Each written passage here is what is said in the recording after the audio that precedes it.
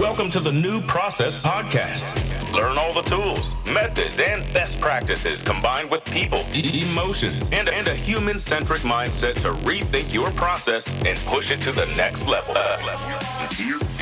And here is your host, Mirko Kloppenberg. Yeah, welcome to episode 40 of the New Process Podcast. Wow, it's already episode 40, and that's why this is going to be something special today. It's not just one interview, we are going to have 7 interviews in a row. 7 interviews with fascinating people I met at the so-called Hello.Beta live event. Hello.Beta is a community with a focus on new work and transformation founded by Tobias Krüger, whom I also spoke to. Tobias Krüger has been working for the Otto Group in various positions during the last 10 years, finally leading a huge corporate culture project before he started Hello.Beta. Hello.Beta currently has more than 300 members, people from all kinds of organizations interested in new ways of working and transformation. And finally, it was time to meet in person, and I could not miss this opportunity to collect new ideas to rethink processes. The event was structured as a barcamp, which means that the focus was fully on the topics the community is interested in, same as on day 2 of the New Process Conference next year. So participants could attend sessions that members of the community had pre-registered. This gave the chance to choose exactly what you're interested in and then discuss this with the host and fellow participants, all on the topic of new work and transformation. As a result, there were 8 stages with over 25 sessions and 150 participants in total. After the sessions in the evening, I was able to speak to some of the session hosts about their topics and their learnings. And this is going to be the content of today's episode. So I'm speaking with Adrian Gerigk, the moderator of the event, Lara Hahn and Niklas Stemmler about the importance of resilience systems. Both are consultants at IOS, the Institute for Organizational Development and Systemic Consulting in Hamburg. I'm talking to Leona Holzbecher from Siemens Healthineers about leading across generations. Talking to Katharina Plättl about 3 simple questions on how a transformation really hurts. Katharina is working at AKDB, an institution for municipal data processing in Bavaria. I also talked to Sonja Meyer from Yellow Mint Design about how to use art or image AI to improve processes. I'm talking to Laura Liebisch from Capgemini Invent and Sven Hese from New Work Hub about the game changer psychological safety. And finally, to sum it all up, with Tobias Krüger, the founder of Hello.Beta. So, in this episode, you'll learn how to build resilient organizational structures and cultures, how to lead effectively across different generations, how to create space for honest discussions and emotions, what art AI tools you can use to improve your process, and what the importance of psychological safety in workplaces is. So, enjoy the interviews with these awesome people. And now, let's start to rethink processes. Adrian, it's great to have you here in the New Process Podcast. You were the host, the moderator of today's event, and it was absolutely awesome how you moderated the whole day in an authentic way with humor, and I really loved what you did. But can you quickly introduce yourself and provide an overview of today's event? How did the agenda look like, and so on? Mirko, first of all, thanks for having me, and thanks for the feedback. Really appreciate that. For me, right now, we're past the event time, so we will head to the after party soon, and I'm really happy about that, as you can tell. So today was a big event for me, especially because I kind of designed this whole barcamp, and I was in charge of the session acquisition, for example, and how everything, like dramaturgic wise, built on top of each other. And that was super interesting. And we have the coolest thing ever because we have a community which is super authentic. You don't have to mask when you're on stage, for example. Of course, I was super nervous, as I told you before. That's what you not have heard before, but I was super nervous, and I knew at a specific point that there are a lot of authentic people in front of me. And your question was what I did before, and when I would introduce myself, I started as a sound designer. So I started, super different, I would say, in like a different environment. And it was all about sounds, music, pleasing customers, for example. And then it kind of changed, and I met a different company. It was Otto. And I started in cultural change because I met Toby, my manager now, and my manager before, if that is the correct term. I think we're on an eye level, which is amazing to me, and which I love. And and we have this vision about community, that we try to create a room for people to exchange, talk about different topics, are referring to digital transformation, cultural change, and that you have the possibility to talk about things that are annoying you, for example. And I received a lot of feedback to today's barcamp about, amazing. We have this kind of small peer groups in similar positions, and we're experiencing the exact same things in different companies. And that's what it's about. It's about different perspectives, different point of views, but you have a similar playground. Yeah, super fascinating. I just can recommend to all our listeners, if there will be a second edition of this event, they definitely have to go there. So that was super cool, amazing. And my question now is, what is your key learning or your top recommendation to our listeners with regards to the whole environment, the event, the content you learned? So what is your key learning? Yeah, great question. I think it's I think I need to let it sink in for at least 2 or 3 weeks, because I think then I could give you a better answer. But I think it's to be aware that you are in a bubble, first of all, that you have, I already told you, a lot of like-minded people. A lot of people who are in might be in higher positions, leading positions, and that you are kind of special, and that you need to be aware of your bubble, first of all. And on the other side, we had people who were super aware and were communicating about that fact, and that kind of created a super authentic, as I told you before, super authentic room to talk about things, to say, okay, yeah, you can tell that in your kind of position, but have you thought about that? How is it in a different way? And on the other hand side, it was like, we're talking about real things that are happening right now. Let's talk about digitalization, what it means emotional wise. Are we good at digital transformation, or is it not happening in a good way right now? Do we need to focus on a social transformation afterwards? And that was, for me, one of the biggest learnings or aha moments. I think that, I don't know if that's the correct term in English. Sorry for that. But clicking moments to think about. So are we good at digital transformation? Is that the way to go? Or do we need a social transformation? And how far can we go with social transformation?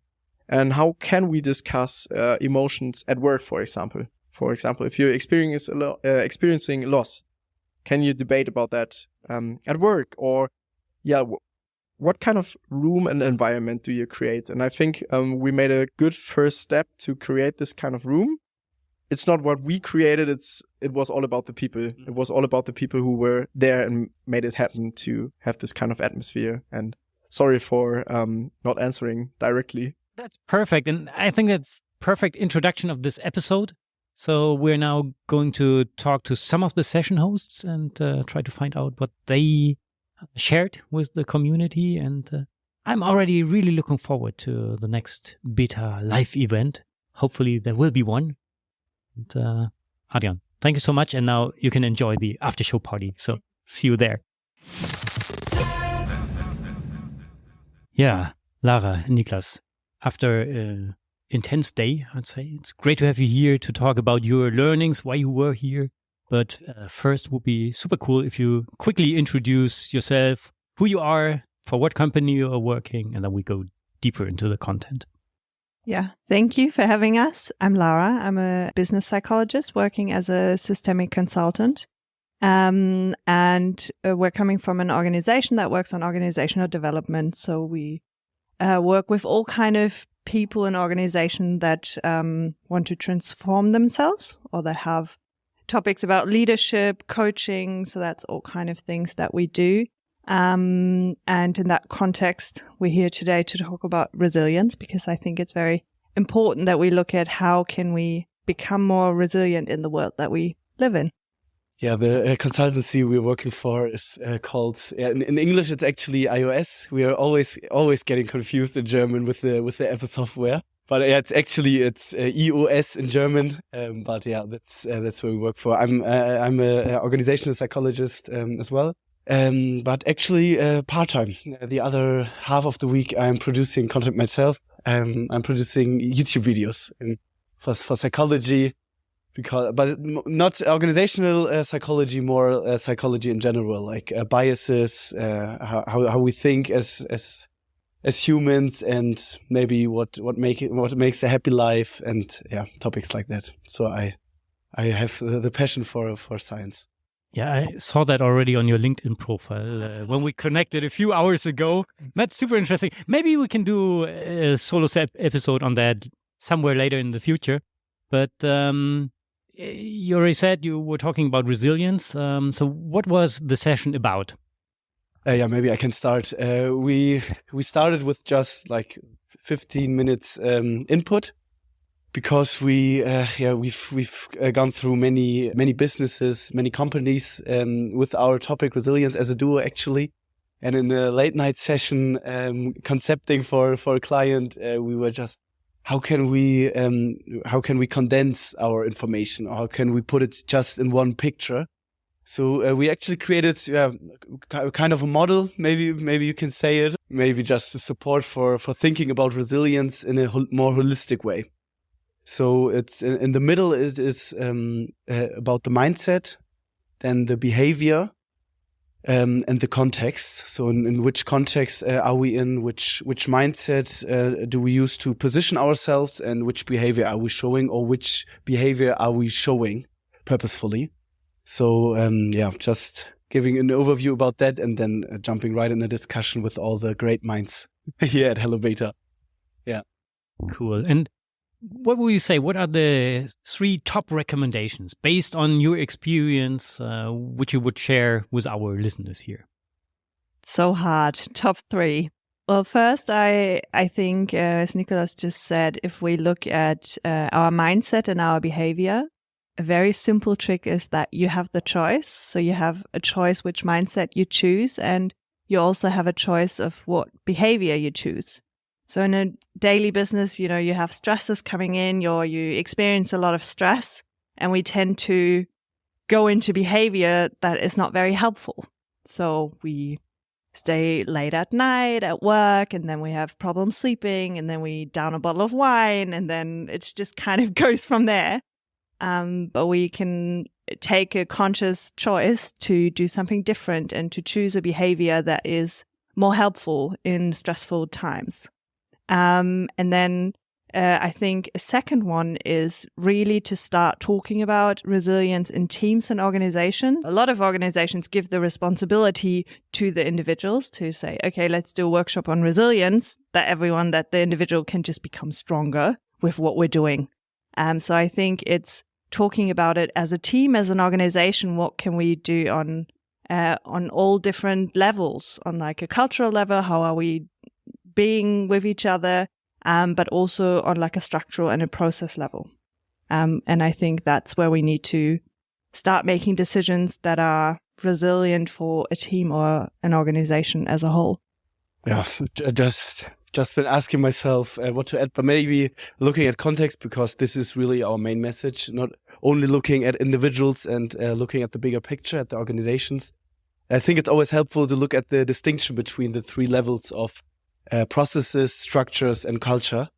And just looking at it and at each level, what can make systems and organizations more resilient. And for example, at culture, it's like we have the culture where it's okay to maybe be sick or just not taking an appointment, for example, if you're sick. And so, but that's okay. And there is, and people understand it, for example, or it's just normal. It's casual to just ask for help, for example. This makes a resilient culture. Just two examples.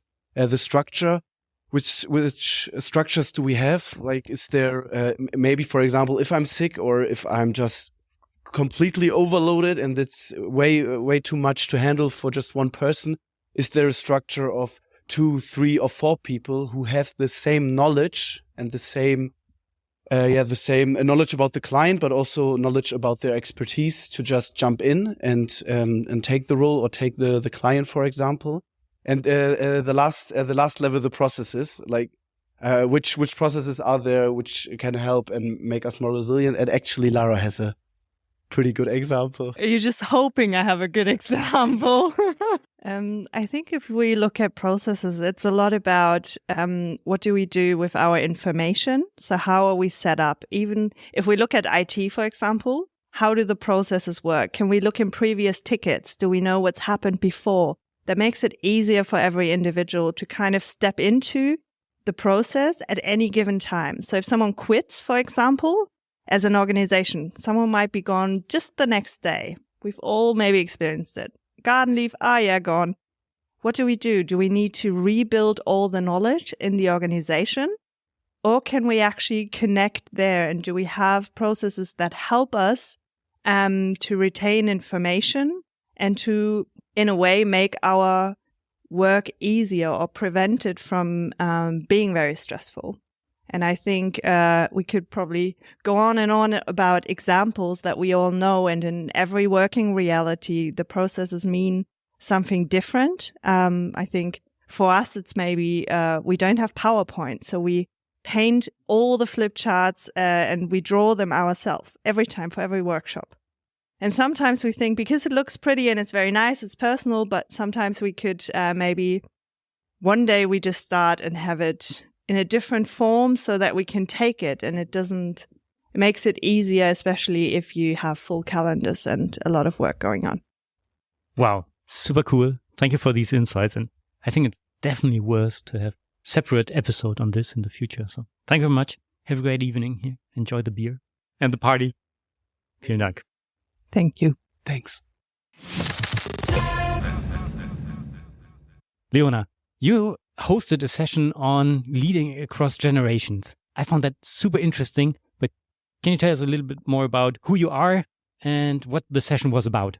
Yeah, it was about leading across generations and the importance for leaders to consider what are the needs that different generations have in their teams. Because right now, like the workforce is multi-generational, so we have all 4 big generations represented in the teams. And we all know from personal experiences that sometimes the needs, the work mentality, and also what they expect from each other are so different. And when someone is not having the same expectations or when needs are not fulfilled, what happens are conflicts. So I'm often saying, hey, when you have conflicts in your teams, leaders, please consider what are the different generational needs and train yourself to lead across generations. And I think this topic is getting even more and more important in the next years because in the next 7 to 10 years, so many baby boomers are leaving the workforce, which means that we need, so until then, before they left, we need to bring them together so that they cross-collaborate. So that's why I think we should prioritize it. That's super interesting. Actually, I just had a conversation on that yesterday with a BPM tool vendor, and that's a topic I never thought about. So I'm born 1981, so beginning of generation Y, still close to X, and I never really realized the difference between the generation when I grew up, but now it's becoming more and more obvious, and I'd love to learn more on that. So What are your top 3 recommendations to take into account based on your experience? So I think I always look on the perspective of what makes leaders effective actually. And then I try to put that into the context of multi-generational leadership. So there are four most important skills that make leaders really effective. And the first one is the purposeful vision that leaders need to communicate. So if you are able to communicate purposeful and visionary, you are a very good leader. And I always say, leaders, when you want to communicate, do not just communicate. Please communicate target group oriented and consider the needs of the different generations. We all know that different generations use different channels. They use different words. Use the words to attract and to bring your vision to the different generations. Then the second very important skill is effective team collaboration. So when a leader is able to bring the team into a collaborative mood, then they are very effective leaders. And I always say, what can you do to bring team members of different generations together? You need to understand their work mentality. So ask your team and especially let them discuss in the team, what does work mean for you? What is your work mentality and what do you need? Then the third very important skill is emotional intelligence. We all know that this is becoming even more important nowadays. And emotional intelligence, we just have learned that today. When you want to be very empathic, especially in leading, you especially need to understand your own biases, your own feelings, your own triggers. So I often say to leaders, please consider your own biases about the different generations when you are in contact with them, because that affects everything. Because when we are triggered, we are working on autopilot and then we are not very productive. Yeah, I would say that are my 3 most important life hacks for leaders. Wow, super interesting. And I still remember the meditation you did at the end of the session. So maybe we can do a solo episode on this in the future with a deep dive into the differences of the generations and how to especially apply that to processes. And elaborate on that. And maybe we can also can we do a podcast meditation? Should be possible, or? So thank you very much. Enjoy the after show party and thank you for being here. Katharina, you hosted a session on 3 simple questions on how a transformation really hurts. So can you please quickly introduce yourself and tell us a little bit more about the session? What was it all about? My name is Katharina and I'm working in the team for strategy, people and culture. I think it's quite important that we combine those 3 topics, because when it's about the strategic issues and when we talk about what we should do in a company, we should never forget the people and also what culture brings into all the conversations and our collaboration. So that was one of the key aspects I tried to transport in my session. And another thing, and you already mentioned that it should hurt, yeah, or that it might hurt. I think that we can only have a true transformation if we are honest to each other, if we are true to ourselves. So no matter if we are leaders or any kind of transformation managers or employees, or I think that's true for any person that wants to change something, we need to speak up. And in the moment we are really honest to each other, there is always potential to also that it hurts, that we have to reflect what's the next step. And I think that it's a combination of being honest and speak it out, then to have maybe some frustrating moments, but those frustrating moments are very important for our change projects or transformation, because if we don't have those frustration moments, we will probably not change, because change begins with every single person. So what are these 3 simple questions? It's why, what, and how. Simple questions, but definitely hard to answer. Or Yes, it's very difficult. Well, let me turn it around. If you start with how, it's quite easy. Or with what, because I think it's most easiest to answer the question what. Because everyone knows what he or she is doing all day, maybe at work or wherever. And then I think we also can quite precisely explain how we do things. But when it comes to the why, then that's what I learned in the last few years. It's quite hard to answer that question. Also for myself, why should our company be there the next years? What's the purpose? We learned in our transformation program or in the whole process of transformation that it's very, very important to start with the why. I think Simon Sinek always tells us so, yeah. But if you're trying to figure out what's the people's why, and if they understand maybe the company's purpose, then the answers to the questions of what or how will change. And I think that's a very, very important thing for transformation. Absolutely. I talk a lot about process purpose. Why do we have this specific process? And that's super powerful. That's cool.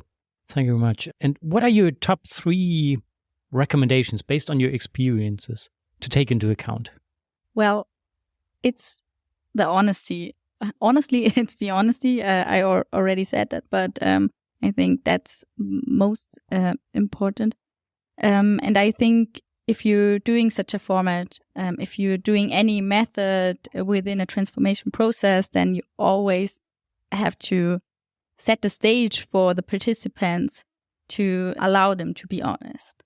They need to feel that it's okay to talk, no bullshit.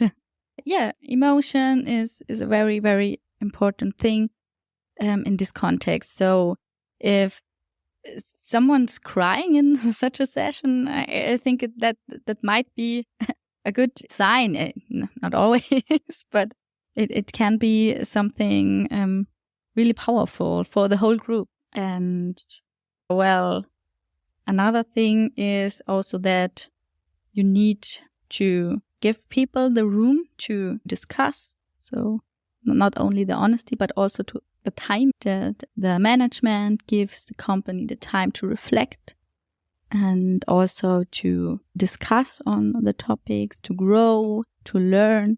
I think that was the core message I wanted to share with the participants in the session. Yeah. Katharina, thank you so much for your insights. It was super interesting. Maybe we can deep dive sometime in the future in separate episode into you were sharing today. But for today, enjoy the after show party. Thank you very much for being here. Bye-bye.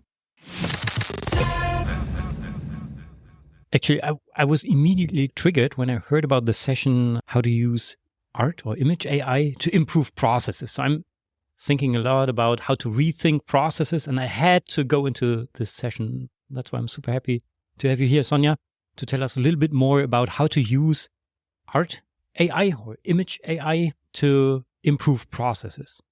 So could you just quickly introduce who you are and what the session was about? Sure. I'm Sonja, and I'm a graphic designer with main focus on user experience. And we work AI image generator or art generator to speed up our processes, to work with our clients. They have mostly no idea what they want. So we pitch ideas, and it's super easy to, if we visualize those ideas, and that's what we do with AI. So we do the magic.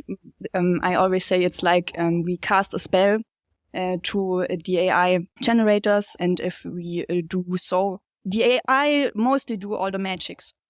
Okay, so with regards to improving processes, you're basically improving your process of creating images for your customers, right? To generate ideas. And then you take these recommendations and create the final images. Is that correct?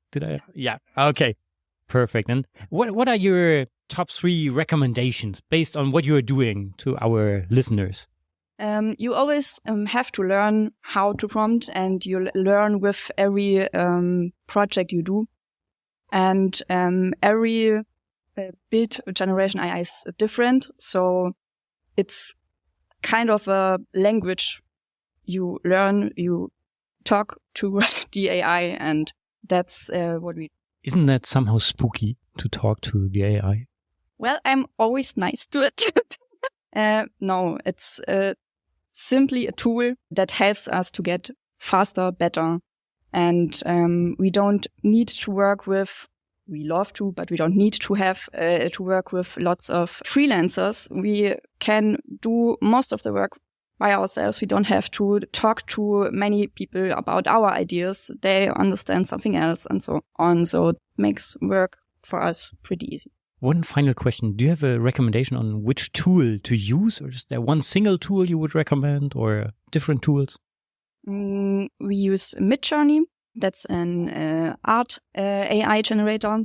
Or we use Leonardo for more abstract variants of our pictures. And then there's Adobe Firefly. Adobe Firefly is one of my favorites, because you can do everything with it. So you want another background with clouds or rain or something, you just type it in and it's do its magic. So I definitely have to try it out. That's super cool. So maybe if you follow my post on LinkedIn, you will realize that there is magic happening in the future. Cool. Sonja, thank you so much for providing these insights and being our guest here. Now enjoy the after show party. Thank you very much. Welcome, Laura and Sven.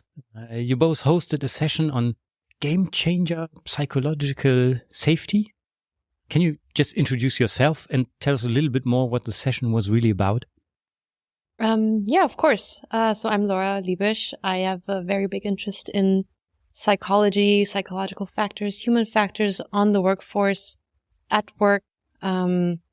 I recently got into the project of Sven with psychological safety. And so it was a very spontaneous thing that we started, also outside of my comfort zone, as we just talked about. Sven just invited me to have this talk about psychological safety, and I thought, let's do it.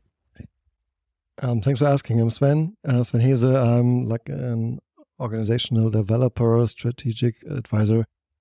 I worked for Volkswagen for 9 years, and there I had the chance to do an agile transformation from a classic hierarchy to an agile, self-organized network where I could abandon myself as a manager. And I dropped out of this company 3.5 years ago to do the same things with other companies. And I figured out that psychological safety is one of the key aspects to make these changes successful. And this is what we were talking about in our session. We had great examples from my history from companies who did it very well, such as Google or Pixar. And we also had examples from companies who didn't do so well. You maybe all know the fails from Nokia or the diesel problems Volkswagen had. So there's big impact of this topic, psychological safety, and we will try to enlighten it from different perspectives. Okay, perfect. And what are the key learnings based on your session you can share with the audience? There are a lot of learnings that I've collected throughout the past weeks while preparing for this project. I think one of the biggest ones is that psychological safety is a fundamental part to the work we do, especially knowledge-intensive work.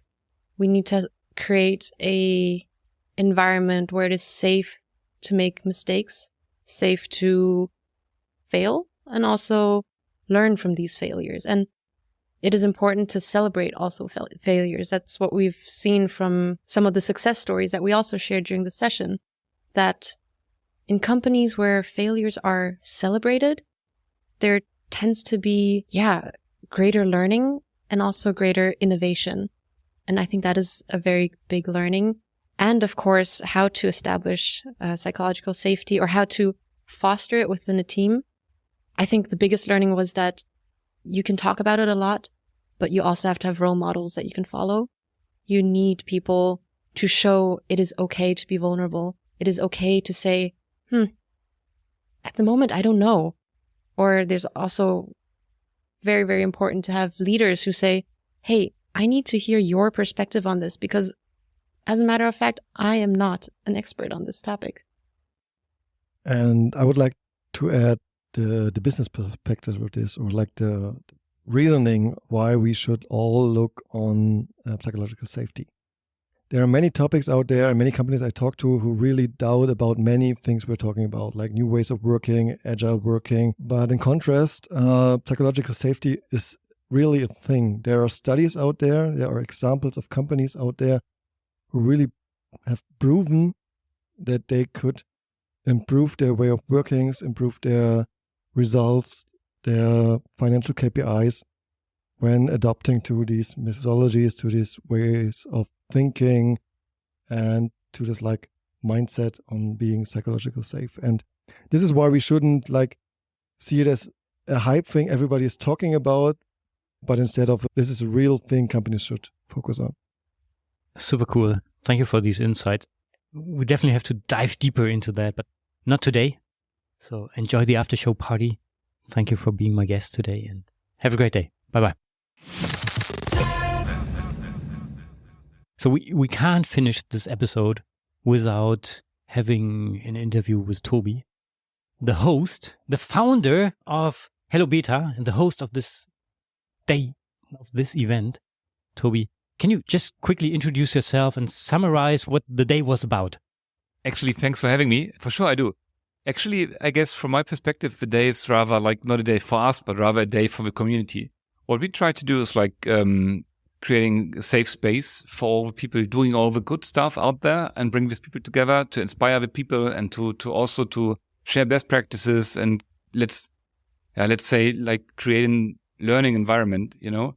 The world is so mean and evil and is so full of challenges that you really need some role models and you really need to see people solving problems. And this in a true and really real way, not always kind of bullshit stuff and always high glossy things and everything is working, but nothing is functioning, you know, but really people telling how they solve problems and also telling you what kind of pains they have suffered to overcome these kind of challenges. And this is what the whole day is about, bring people together who are believing in a better future. What would you say? What are your top 3 learnings from today's session, or could also be overall of what you're doing with Hello.Beta? First of all, it's like to see how giving people are. You know, actually, we hosted more than 25 sessions today. And all of the people just did it to share something without getting money, without getting paid, you know, just for really the pure purpose of let people learn from their own journey. This first thing. So the second thing is like how many people are out there who are willing to do this kind of stuff. We're totally sold out. We could have sold even more tickets, yeah, because so many people are like some kind of desperate to be part of this kind of journey, yeah. And the third thing I would say is just like how to say it in a good word. Like, you know, there are lots of people here who could have had the chance to create some business, trying to create some leads and trying to you know, make all this kind of normal stuff you do on a fair or being on a barcamp.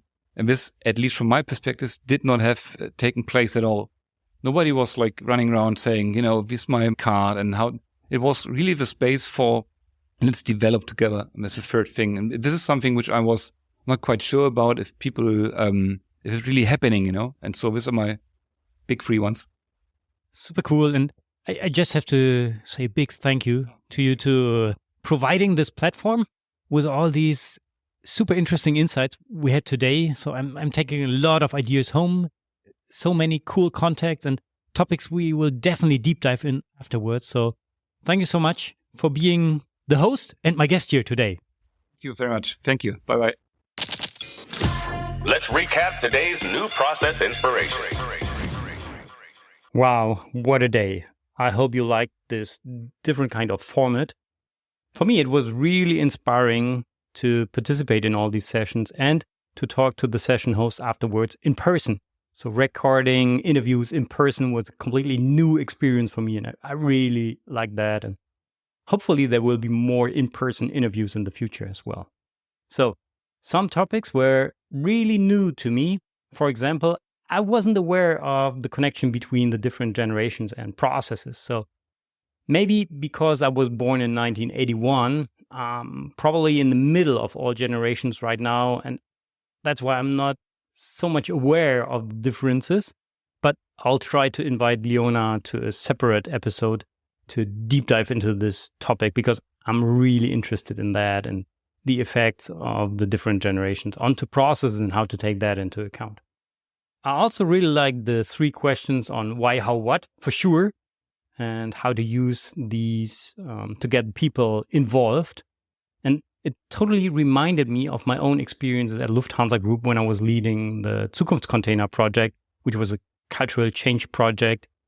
And in the end, now I'm here. So with newprocesslab.com, fighting for processes, fighting to inspire people. And they're asking, especially the why question is so important. And it sometimes can really hurt, but it's so powerful. So a lot of interesting topics. And I hope to record some more episodes with these experts to deep dive into their areas of expertise and to get new ideas on how to rethink processes in the future. Maybe you can tell me which topic was most interesting to you. Just send me an email to mirko@newprocesslab.com or message me on LinkedIn with your favorite topic. That would be super cool. To give you an outlook on what is coming up, I just started to evaluate the results of my BPM Topics 2024 survey. So a big thank you to all of you who have taken this survey and posted their topics. There is going to be a whole episode on the results at the end of December.